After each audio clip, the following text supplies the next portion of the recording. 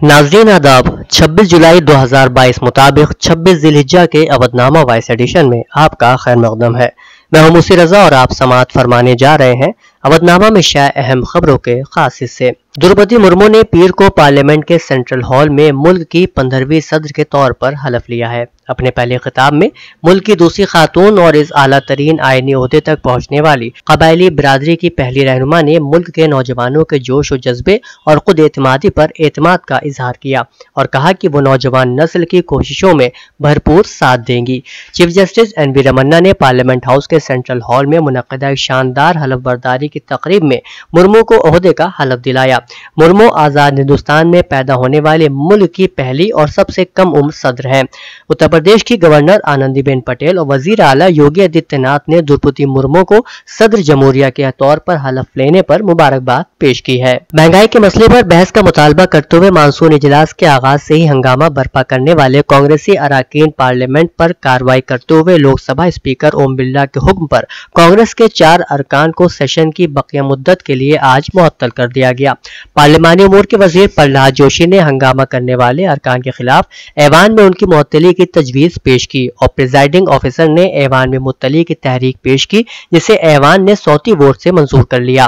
कांग्रेस ने कहा है कि मॉनसून इजलास के लिए लोकसभा से उसके 4 अरकान पार्लियामेंट की मुअत्तली अपोजिशन की आवाज दबाने की कोशिश है, लेकिन हुकूमत चाहे जितनी भी कोशिश करे वो उनके हुकूक को नहीं छीन सकती। उत्तर प्रदेश मदरसा तालीमी काउंसिल के सेकेंडरी यानी मुंशियों मौलवी और सीनियर सेकेंडरी यानी आलिम कामिल और फाजिल इम्तिहानात के नताइज मंगल को जारी होंगे। काउंसिल के चेयरमैन डॉक्टर इफ्तिखार अहमद जावेद ने बताया कि मंगल को वजीर अक़लियती बहबूद मुस्लिम औकाफ हज धर्मपाल सिंह नताइज का ऐलान करेंगे। डॉक्टर जावेद ने बताया कि इमसाल रियासत के 523 एग्जाम मराकिज पर इम्तिहानात हुए थे। इम्तिहानात के लिए रियासत भर से कुल 1,63,000 तलबा और तालिबात ने ऑनलाइन रजिस्ट्रेशन कराया था। सुप्रीम कोर्ट ने आधार और वोटर शिनाख्ती कार्ड को लिंक करने के मामले पर समाअत से इनकार कर दिया है। कांग्रेस लीडर रणदीप सिंह सरजेवाला ने एक अर्जी दाखिल कर वोटर शिनाख्ती कार्ड को आधार कार्ड से जोड़ने को लेकर किए गए इंतखाबी कानून तरमीमी एक्ट को रद्द करने का मुतालबा किया था।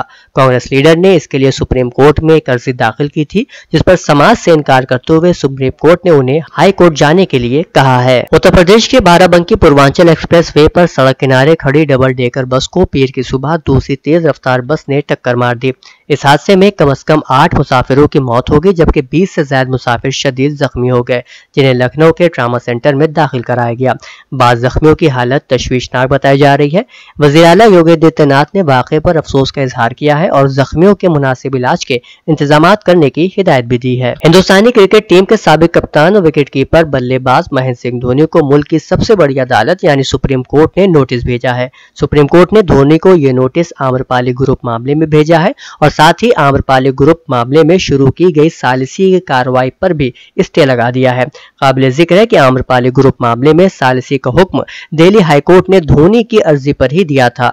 धोनी ने दिल्ली हाईकोर्ट में अर्जी दाखिल करते हुए कहा था कि आम्रपाली ग्रुप ने उनकी फीस नहीं दी है। अवधनामा में शाये जिले की खबरों के मुताबिक आज़ादी के अमृत महोत्सव के मौके पर NTPC टांडा की तरफ से कारपोरेट समाजी जिम्मेदारी के तहत गोरखपुर जिले में 300 सोलर लाइट्स की नकाब कुशाई और इफ्तिताह किया गया। मुनक़िद तकरीब में मेहमान खुसूसी रुकन parliament Gorakhpur Ravi Kishan Shukla virtual mode के जरिए और मेहमान अज़ी वक़ार की हैसियत से NTPC टांडा के chief general manager Sanjay Kumar Singh ने शिरकत की। इस दौरान रवि किशन ने खुशी का इजहार करते हुए अपनी और गोरखपुर के अवाम की तरफ से NTPC इंतजामिया का शुक्रिया अदा किया और उम्मीद जाहिर की कि जिले की तरक्की के लिए NTPC इंतजामिया का ताउन इसी तरह जारी रहेगा। अम्बेडकर नगर के मशहूर समाजी कारकुन सैयद आबिद हुसैन ने अपनी बेहतरीन समाजी खिदमात और बैरून मुल्क फंसे हुए बेगुनाह हिंदुस्तानियों की मदद के नतायज की वजह से मुल्क भर में अपनी एक अलग शनाख्त बनाई है, जिसकी वजह से उन्हें international open university United states of America के ज़ेर एहतमाम एक प्रोग्राम में इंटरनेशनल एक्सीलेंस अवार्ड से नवाजा गया।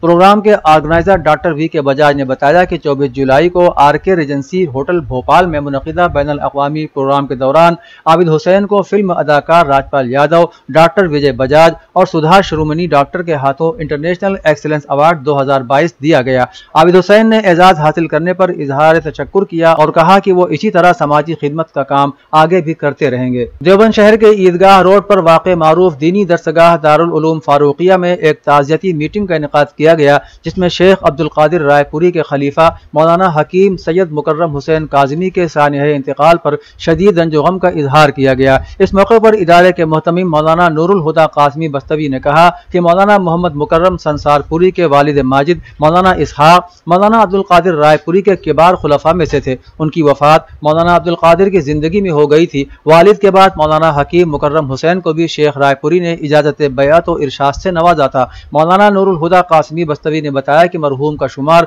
बड़े हकीमों में भी होता था, लेकिन उनकी असल सिफत ज़ुहद व इखलास और असल काम तरबियत और इरशाद का था। आखिर में मरहूम के लिए दुआए मग़फ़िरत और इसाले सवाब किया गया। जैदपुर बाराबंकी में इंदिरा गांधी हॉस्पिटल के जरिए आँखों का एक मुफ्त तिब्बी कैंप समाजी कारकुन तफज्जुल हुसैन के ताउन से लगाया गया। मिस्टर तफज्जुल हुसैन अंसारी ने बताया कि यह कैंप मेरे वालिद मरहूम हाफिज शमीम की देन है। उन्हें भी इस तरह के अवामी काम बहुत पसंद थे। यही वजह है कि यह कैंप 14 बरसों से लगातार लग रहे हैं, जो महीने के आखिरी पीर को एक बार लगता है। उन्होंने बताया कि अब तक इस कैंप के जरिए 12,000 मरीजों के ऑपरेशन हो चुके हैं और आज भी 28 मरीज मोतियाबिंद ऑपरेशन के लिए मुंतखब किए गए हैं, जिनको 11 अगस्त को हाजी दारोगा मार्केट से बस के जरिए इंदिरा गांधी आई हॉस्पिटल लखनऊ ले जाकर ऑपरेशन कराया जाएगा और दूसरे दिन वापस यहीं पहुंचाने का काम भी इसी बस के जरिए अंजाम पाएगा। लखीमपुर में बज़्म सागरे अदब की जानिब से निदाए अदब के एडिटर फहीम बिस्मिल के एजाज में एक गैर तरही नशिस्त का इनेकाद किया गया, जिसकी सदारत डॉक्टर मोहम्मद शफी सीतापुरी ने की और निजामत के फराइज कादिर लखीमपुरी ने अंजाम दिए। फहीम बिस्मिल ने अपने खिताब में कहा कि बच्चों को उर्दू से तालीम का मौका फराहम किया जाए तो वो 3 से 4 जबानों पर उबूर हासिल करेगा और वो जिंदगी के किसी भी मैदान में अपनी कामयाबी का लोहा मनवाने के काबिल हो सकेगा। उर्दू जरिए तालीम से बच्चे की अखलाक और किरदार की तरबियत भी सही तौर पर की जा सकती है, क्योंकि हमारी जबान हमारी तहजीब भी होती है, मगर फिर भी उर्दू स्कूल बंद हो रहे हैं। इस बारे में हमें फिक्रमंद होना चाहिए। वजीर आला योगी आदित्यनाथ ने पीर को मगरबी उत्तर प्रदेश में कांवड़ यात्रा का फजाई मुआयना किया। वजीर आला योगी ने कांवड़ यात्रियों पर फूलों की पत्तियां निछावर की, जिन्हें शिव के अकीदतमंदों ने खूब सराहा। प्रवास के दौरान जब वजीर आला योगी का हेलीकॉप्टर काफी नीचे आया तो शिव भक्तों ने योगी जिंदाबाद के नारे लगाने शुरू कर दिए। इस दौरान वजीर आला ने शाहराह पर कांवरियों का हाथ मिलाकर इस्तकबाल भी किया। यात्रा के आगाज से पहले ही वजीर आला योगी आदित्यनाथ ने कांवरियों के हमवार सफर के सिलसिले में रियासती सतह की मीटिंग की थी और कांवरियों के ताल्लुक से तमाम अफसरान को जामे रहनुमा खतूत भी दिए थे। इंतजामिया के जरिए किए गए उन तमाम रहनुमा खतूत और इंतजामात के तनाजुर में ही चीफ मिनिस्टर योगी आदित्यनाथ ने आज मगरबी उत्तर प्रदेश के 4 अजला का फजाई मुआयना किया। समाजवादी पार्टी के सीनियर लीडर और रुकन असेंबली आजम खान ने बीजेपी हुकूमत को तनकीद का निशाना बनाते हुए कहा कि सिर्फ मजहब के लिए बातें करने से कुछ नहीं होगा, बल्कि अमली तौर पर भी मजहब के लिए कुछ किया जाना चाहिए। आजम खान ने कहा कि मैं चाहता हूं कि उत्तर प्रदेश हुकूमत हर कांवड़िये को जिसकी हादसे में जान गई है उनके कुंबे को 50 लाख रुपए का मुआवजा दे और 50 लाख रुपए का मुआवजा मरकजी हुकूमत भी दे। यही उन कांवड़ियों को सही खिराज अकीदत होगा। आजम खान ने कहा कि एक तरफ तो हुकूमत कांवड़ियों पर हेलीकॉप्टर से फूलों की बारिश कर रही है और दूसरी तरफ इस हादसे में हलाक होने वालों को महज 1 लाख रुपए का मुआवजा दे रही है। ISC बोर्ड के इम्तिहानात के नतायज का ऐलान कर दिया गया है, जिसमें सुम्बुल उरूज बिनत मरहूम उरूज महमूद ने इंटरमीडिएट के इम्तिहान में 98% नंबरात हासिल करके शानदार कारकर्दगी का मुजाहरा किया और सिटी मॉन्टेसरी स्कूल महानगर लखनऊ का नाम रोशन किया। इस शानदार कामयाबी पर CMS में स्कूल के प्रिंसिपल ने उनके एजाज में फूल और मिठाई पेश कर उनको मुबारकबाद पेश की और खुशी का इजहार करते हुए कहा कि सिटी मॉन्टेसरी स्कूल की तालिबात जिस तरह इम्तिहानात में मुसलसल अपना अलग मकाम बना रही हैं, उससे उनके वालिदैन का नाम रोशन हुआ है और स्कूल को भी सूबे में एक खास मकाम हासिल हुआ है। समाजवादी पार्टी के रियासती हेडक्वार्टर लखनऊ में साबिक MP फूलन देवी को उनकी बरसी पर खिराज अकीदत पेश किया गया। समाजवादी पार्टी के कौमी सदर अखिलेश यादव की जानिब से समाजवादी पार्टी के कौमी सेक्रेटरी राजेंद्र चौधरी और रियासती सदर नरेश उत्तम पटेल ने उनकी तस्वीर पर फूल चढ़ाकर उन्हें खिराज अकीदत पेश किया। मिस्टर अखिलेश यादव का मानना है कि फूलन देवी की कहानी समाज के पसमानदा, महरूम और दलित समाज की जद्दोजहद की तारीख है। वो कश्यप, मल्लाह, निषाद, बाथम, माझी समाज की शनाख्त और समाजी इंसाफ की अलामत बन गई हैं। समाजवादी पार्टी ने फूलन देवी को रुकन पार्लियामेंट बनाने और कश्यप निषाद समाज में उनका हक और एहतराम दिलाने की समत में एक बड़ा कदम उठाया। हुकूमत हिंद के जरिए समाजी इंसाफ और हुकूक वजारत माजूर अफराद मुस्तहकमकारी महकमे के तवस्सुत से माजूर अफराद की शनाख्त के लिए माजूर अफराद की यूनिक ID कार्ड बनवाया जाना लाजिमी करार दिया है। ये इत्तला जिला माजूर अफराद मुस्तहकमकारी अफसर लखनऊ जनाब कमलेश कुमार वर्मा ने आज यहाँ दी। उन्होंने बताया कि ऐसे माजूर अफराद जिनके जरिए अभी तक यूनिक ID के लिए रजिस्ट्रेशन नहीं कराया है वो UDID के पोर्टल पर रजिस्ट्रेशन कराने को यकीनी बनाएं। रजिस्ट्रेशन लोकवानी केंद्र अवामी खिदमात मरकज के तवस्सुत से भी किया जा सकता है। अवधनामा के जहानुमा सफ़े के मुताबिक केनिया में एक मुसाफिर बस ड्राइवर से बेकाबू होकर पुल के साइड पर लगी रुकावटों को तोड़कर दरिया में जा गिरी, जिसके नतीजे में 34 अफराद हलाक और 14 जख्मी हो गए हैं। आलमी खबर रसां इदारे के मुताबिक केनिया में मेन्यो से बंदरगाही शहर मोम्बासा जाने वाली मुसाफिर बस पुल से उलटकर दरिया में गिरकर मुकम्मल तौर पर तबाह हो गई। बस को काट कर मुसाफिरों को निकालना पड़ा।